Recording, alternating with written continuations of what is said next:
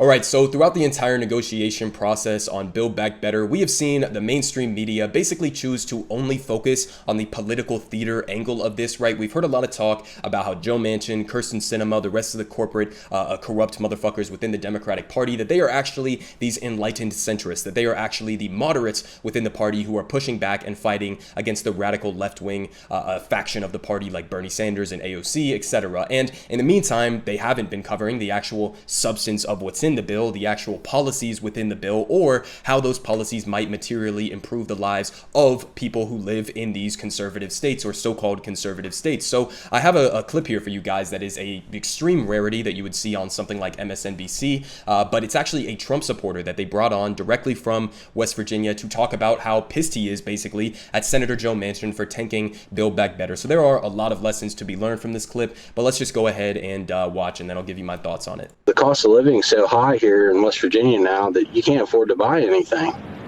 and you know, his support for this would help a lot of people that are struggling right now because of COVID. So Gary, what is the senator not hearing from his conservative constituents like you? I think it's all you know, just what he wants to hear from other people that's putting money in his pockets, and not the people that actually work for West Virginia that are struggling out here.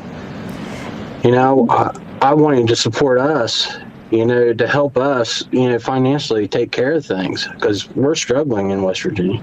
So then are you then insinuating that by Joe Manchin not voting for this, he is not supporting the people of West Virginia? And I remind you, Gary, that the reason he says he's not voting for this is because he thinks a lot of these programs should be a 10-year program, not a 1-year, not a 3-year. He says that the financing for all of this is not there yet.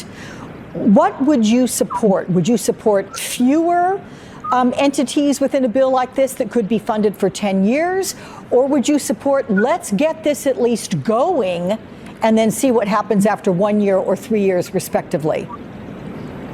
I'd say get this started, see what happens in 1 to 3 years, and see whether or not, you know, we can financially do this. But there's a lot of people that are struggling that need this right now. Gary, I just want to remind people you are a self-described conservative. Can you tell me who you voted for in the last election? Yeah, I voted for Donald Trump.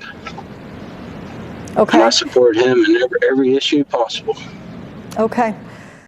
All right, so, you know, I don't really care who this guy voted for at the end of the day. That's kind of besides the point, but it does tie into a very important distinction that this MSNBC supporter and liberals in general, especially the Democratic establishment, don't seem to be able to understand. And this is something that we have been hearing repeatedly throughout this entire negotiation process, is just over and over and over again. Well, you know, Joe Manchin, he comes from a state in West Virginia that overwhelmingly voted for Trump. Okay, so fucking what? Here is a Trump supporter who represents the majority of Trump supporters who is in favor of Build Back Better, who wanted Joe Manchin to vote for this. So here's the key distinction that they don't understand.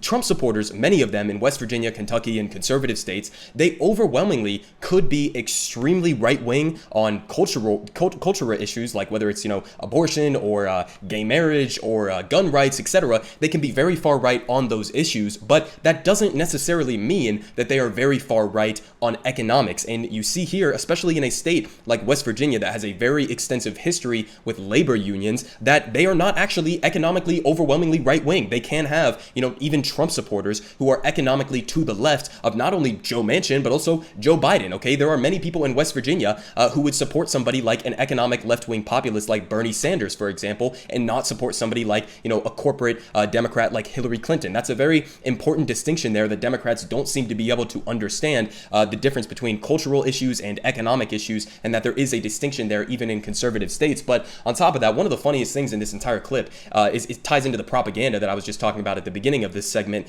from mainstream media throughout this process is listen to how she just described to this voter, okay, shutting him down and actually directly lying to him with the rhetoric that she was repeating from Joe Manchin's, basically his propaganda, his excuse lines that he has been coming up with for why he can't support this, right? She says, are you trying to imply that Joe Manchin is not representing the will of West Virginia voters? Is that what are you trying to say, that he's corrupt, right? I mean, that's the implication of what she was trying to say there. And she feeds it in with the lines that Joe Manchin has been using, saying, oh, well, he's saying he doesn't want to pass this because he actually wants to extend the programs for 10 years. Okay, that's bullshit. The reason he wanted for a millisecond to say, oh, let's do the programs and have them actually be for longer durations of time. The reason he wanted to do that is because it would have made the bills more expensive, and then he could have looked at that price tag and said, oh, wow, that's crazy, radical, expensive. I'm not going to vote for that. So he was doing that in a disingenuous way. But on top of that, she talks about the inflation, the national debt, right? Those are the taglines we have been hearing from Joe Manchin as to why he can't support this bill. And those reasons are bullshit, okay? And it's her job as a journalist not to repeat those and just regurgitate them back at this voter right here. Her job is to be a check on the powerful, and instead of doing that, she's being a mouthpiece for Joe Manchin, okay? You should have pushed back and said, no, all of the economic indicators are not pointing to the fact that stimulus bills like Build Back Better would have a negative impact on inflation. In fact, it points to the exact opposite, which is exactly what this guy was just saying.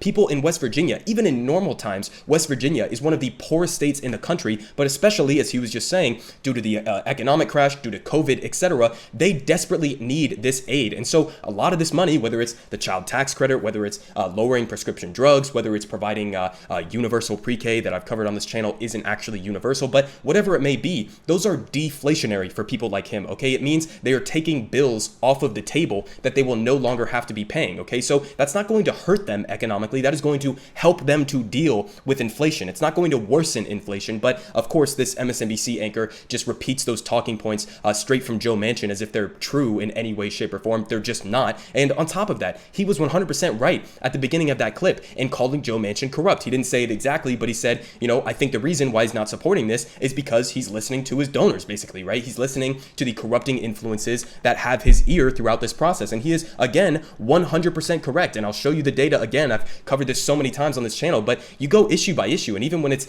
just generally the $3.5 trillion bill, again, Joe Manchin got that watered down to roughly $1.75 trillion. Now he says he's not in favor of literally anything, but West Virginia voters here overwhelmingly supported every provision that was within the $3.5 trillion bill. And you can go issue by issue, whether it's investing in long-term care, expand Medicare coverage. And you see here again, the margins are not even fucking close, okay? Plus 78, plus 70, plus 53. The lowest margin is on clean energy investments, and that's even plus 28. So again, it's not even as if Joe Manchin is representing some conservative constituents. No, he is a far-right extremist. He's not a moderate. He's not a centrist. He's not even a centrist relative to the so-called conservative West Virginia voters. He is, in fact, even relative to just West Virginia, he is a far-right corporate extremist, okay? So call him that. Don't call him a moderate. Don't call him a centrist. That is inaccurate. It's a lie, okay? You see here in the data, he is to the right of not only the vast majority of the American people, but also the vast majority of people in West Virginia. And you see here from this guy that even Trump supporters were in favor of the Build Back Better Act, okay? Why? Again, because it's not about this partisan politics game. It's just, this is direct material relief that would positively impact his life and people in West Virginia's lives. And again, West Virginia is an extremely poor state, even in good times, okay? So the specific policies with this, you can go issue by issue. Things like expanding Medicare to cover dental, vision, and hearing. West Virginia, just as a random,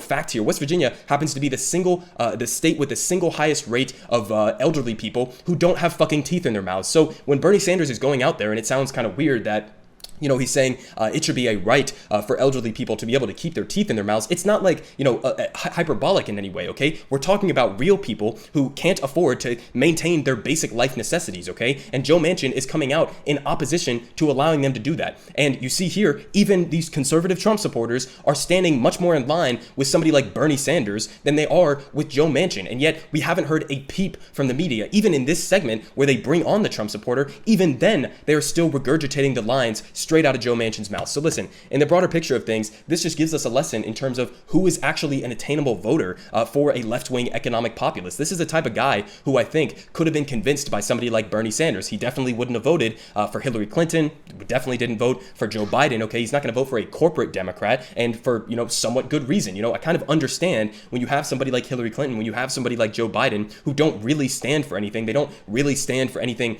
substantive, then you would be pulled over to a right-wing economic populist, even though he is a fake populist in Donald Trump. So you kind of understand why people like him are drawn to guys like Donald Trump, who are really just snake oil salesmen and con men, but you see why they are drawn to somebody like Trump, who at least pretends to care about them, and why they could be reeled into a left-wing economic populist movement, okay? So this is the type of guy who proves exactly what Bernie Sanders was running on in 2020, when he was saying he could be the one who reaches across the aisle. He could be the one who builds actual coalitions, not coalitions within the corrupt DC swamp, but coalitions among the American people. And that's really what's important here. So I think that's the broader lesson. And yeah, at the end of the day, okay, Joe Manchin, he's not a representative of conservative West Virginia voters. He's just fucking corrupt.